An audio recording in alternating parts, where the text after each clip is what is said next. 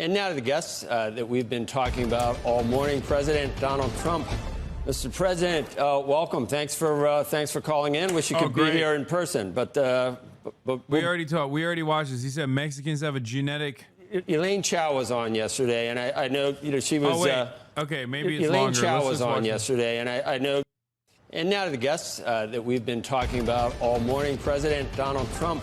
Mr. President, welcome. Thanks for calling in. Wish you could be here in person, but we'll do this. Good morning, Joe. We've been talking about the BLS and the employment numbers all morning long. Sometimes I know you get a chance to tune in. I want to bring up a chart. I hope you can see it, or else I'll describe it to you. This is the response rate over the last 10, 12 years for the BLS, the household survey. It's dropped from 90% or so on time down to 60 and sometimes even lower. It's arguably the most important number we get about the economy. Yesterday, we had Wharton Professor Jeremy Siegel on. Just bear with me, Mr. President, and listen to this. I know you're familiar with Wharton, but unsolicited, this is what Jeremy Siegel said yesterday about the numbers. I'm not going to let the BLS off the hook. I mean, you talk about how to fix it.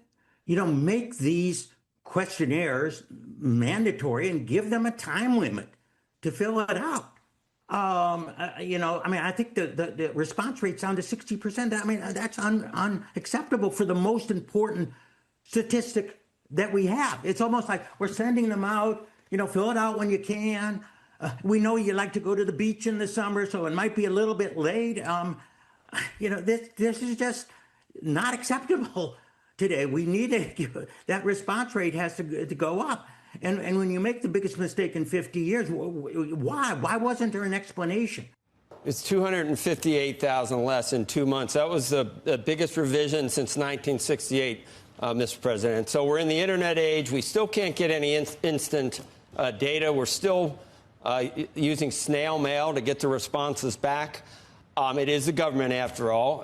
Antiquated, no doubt, and certainly suboptimal, but rigged? Where do you get the notion that it's rigged, or do you have any evidence there? It is antiquated, but it's also very political. And, I had an election recently where I did very well, won every swing state, won the popular vote, won everything, all right? Won all the counties. It's, I think, 87% of the counties were Republican up. That's never happened before.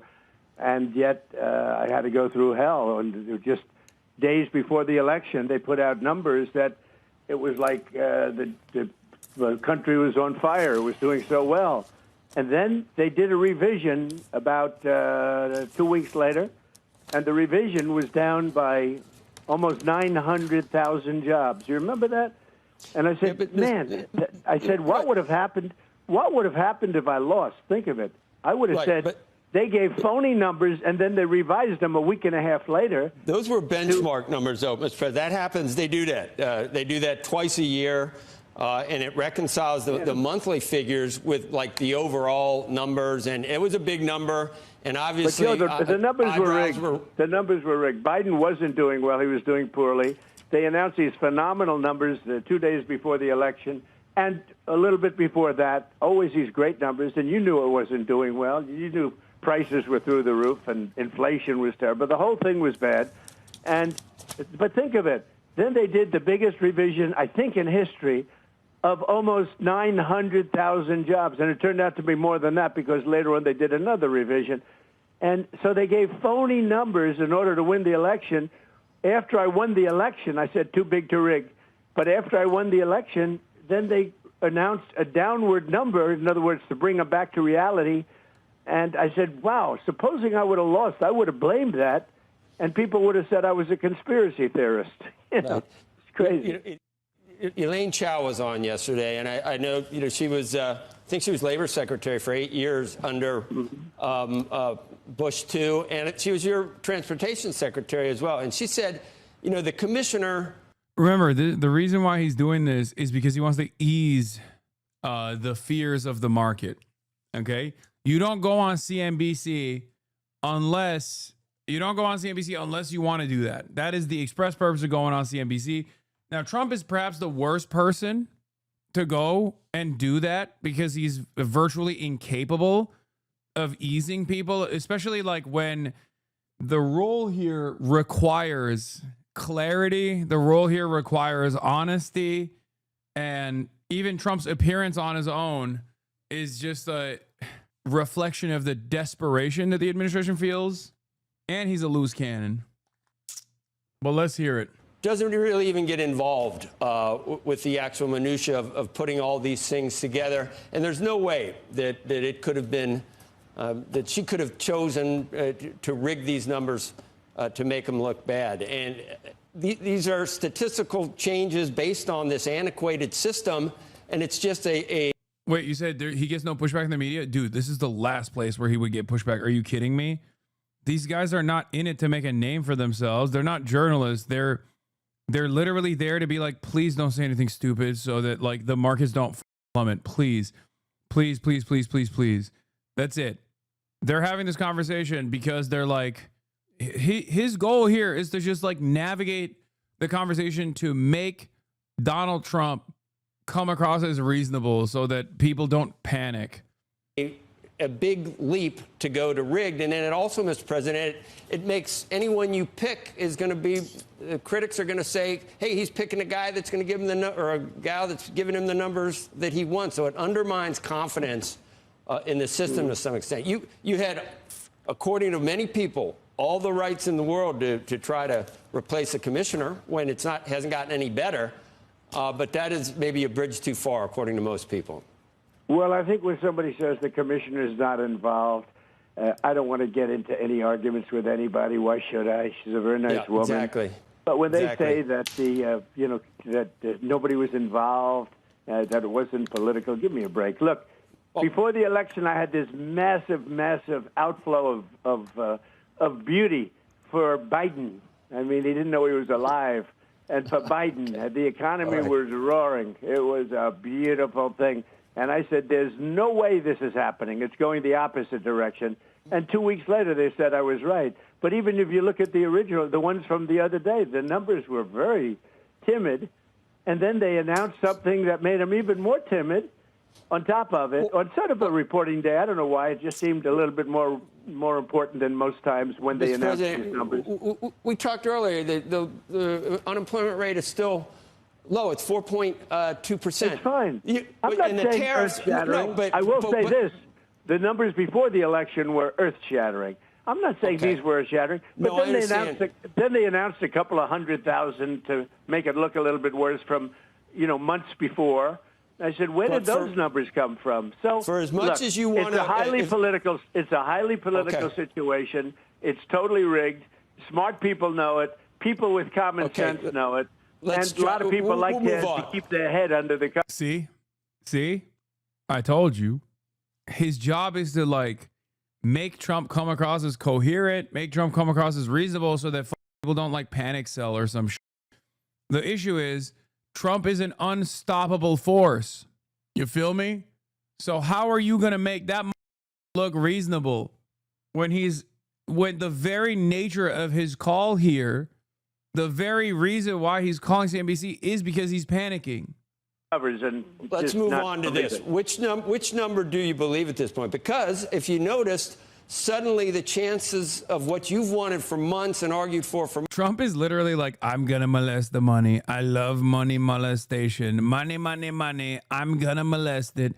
There's nothing you can do about it. And the guy's like, please don't do that. Don't say that. Mr. President, let's move on to how you hate molesting the money. He's like, nope, I love molesting it. I love diddling the money. I love it. It's my favorite thing. They let you do it. They let you grab it by the pussy. When you're president, they let you molest the money. Believe it, folks. I won't stop.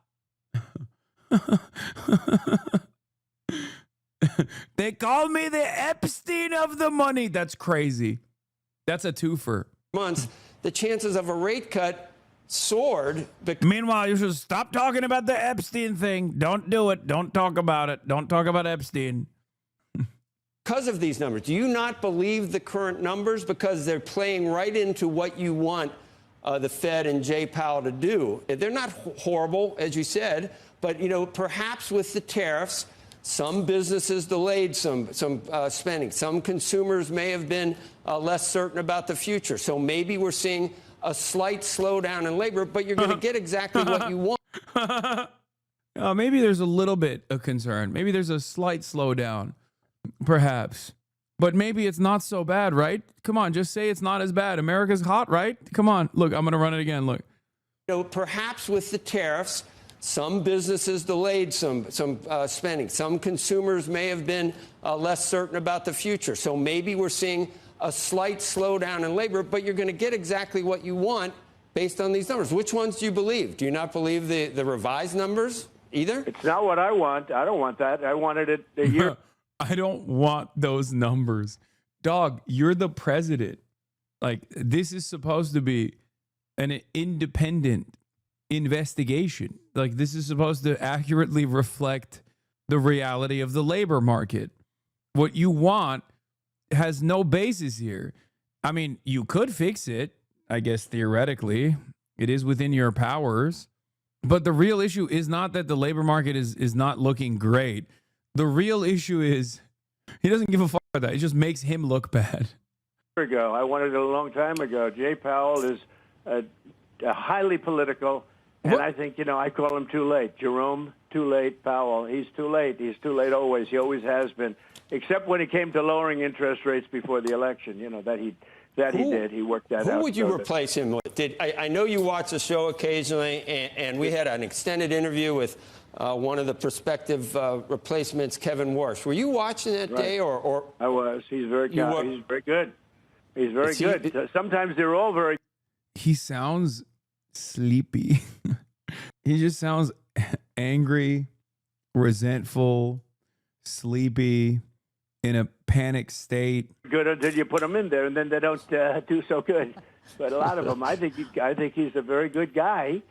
I think I say Kevin and Kevin. Both Kevins are very good, and there are other people that are very good too. But Kevin's like Karens. I don't know if that's good. A lot of times they're very good. Like this character that we have in there now, Jerome Too Late Powell.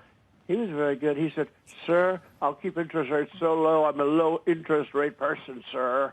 You could hardly hear him talking over the desk. Is Warsh somebody that worked for me? Wait, he's doing voices. He's doing voices, sir. Yo, this is crazy. He was a big fan of his, not a fan of his, he hardly knew him, but he wanted him so badly. I did somebody a favor, I put him in there. No, he's too late. He's too late. That name will stick to him. Can you handicap it at all? Who you're, or you won't know? When will you know? And when will you announce it? I think the two Kevins are doing well, and I have two other people that are doing well. Look, it's in the end there are numerous people that are qualified. Everyone on your phone right now, in terms of at your beautiful studio, would be very qualified.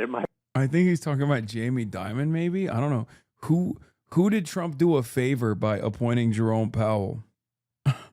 I did somebody a favor by putting him there. It turns out he's terrible, terrible, terrible. You guys are better than most of the people that do it for a living. But I watched a lot, actually. No, I think that it'll be one of four people. Are the other I'm going to make names... the decision soon. And don't forget, we have somebody that left early, which was a pleasant surprise. We have a woman that left early. She announced 2 days ago that she's leaving, and I'm going to be announcing that very shortly, too. That will be, most likely it'll be for the 4 months, for the short period of time. But a lot of people say that when you do that, why don't you just pick the person who's going to head up the Fed? That's a possibility, too. Like you were going to have a meeting and people were talking about it with President Xi, and then you went out of your way to kind of say other people are saying, I think you even called it fake news or something. Banks discriminated against me after I was president. What? They debanked me. I do not believe that. It looked like you were indicating that you were unhappy or that talks had broken down, and we've had a couple of frameworks or some positive moves in China. You've had a lot of success with other countries. China is a big deal and a big, not quite the elephant in the room, but certainly an important trading partner. Where does that stand? Will there be a meeting between you and President Xi? Anything Anything planned at this point? What's the sticking point now, and how optimistic are you that we get a comprehensive Well, I can have deal? a meeting. We have a very good relationship, but I didn't call for the meeting. He called for the meeting. So the fake news announced Donald Trump wants a meeting with China. No, I didn't want it. No, he asked for a meeting, and I'll end up having a meeting before the end of the year, most likely, if we make a deal. It's so funny because objectively wrong, okay?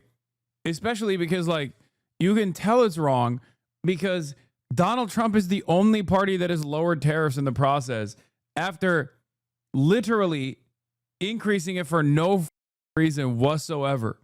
This is perhaps the most embarrassing aspect of his like tariffs regime, where he's like, "That's right, I wanted to destroy China, and then I decided I'm gonna save China." When Donald Trump wants you to know something, just know that it's the opposite. Okay, the truth is the exact opposite. When Donald Trump says like, "I never called she called me first," know that it's probably the opposite. If we don't make a deal, I'm not going to have a meeting. I mean, what's the purpose of meeting if we're not going to make a deal? But we're getting very close to a deal. We're getting along with China very well. I will tell you, you had a point when I had 145% tariffs on. I put in for fentanyl. I actually said to people, where are we now with China, by the way, because I kept adding more and more. They said, sir, you're up to 145%. I said, you got to be kidding. So I sort of had to bring it down a little bit. But when... Dude, what? Dude, what? What? You just said you were slapping erroneous tariffs on America's largest trading partner? Dude, I'm just being the president. What the? Oh my God. He's like, I don't know. One day I said 50. Next day I said 100. Why not 150? What the? I mean, this is that we say about Trump. You're not supposed to admit it, dude.